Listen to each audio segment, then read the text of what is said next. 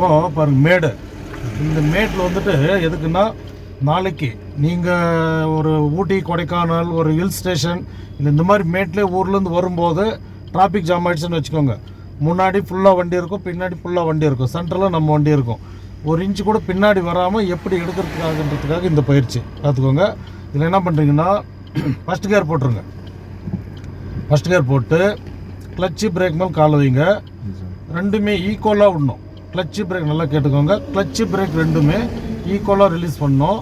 Of clutch வரும்போது vibrator வரும். Vibrator வரும்போது கிளச்சை அப்படியே ஸ்டாப் பண்ணிக்கோங்க.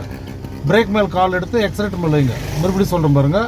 கிளச்சு பிரேக் ரெண்டும் ஈக்குவல் பண்ணுறீங்க, ரிலீஸ் பண்ணுறீங்க. ஆஃப் கிளச் வரும்போது வைப்ரேட்டர் வரும்.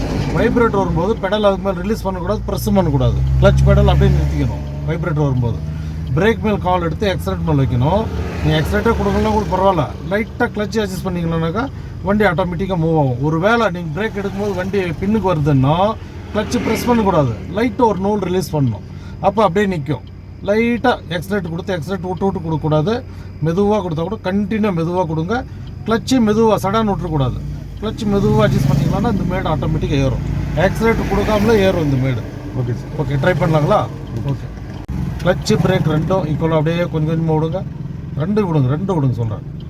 வைப்ரேட்டர் வந்துச்சு பாருங்க. இப்போ விட்டு பிரேக் மேல் கால் எடுங்க. தெரியுதுங்களா?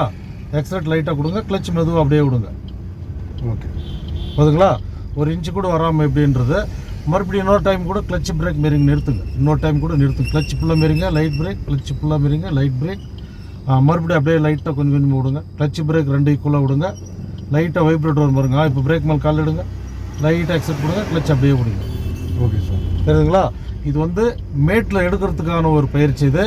ஏன்னா நான் இன்றைக்கே இல்லை, நாளைக்கு ஊருக்கு எங்கேயாவது போகும்போது கூட இந்த மேட்டில் இந்த மாதிரி டிராஃபிக்கில் மாட்டிக்கணுன்னா இதை ஃபாலோ பண்ணுங்கள். சரிங்களா? ஓகே, எக்ஸலேட்டர் கொடுத்து அப்படியே மூவ் பண்ணுங்கள்.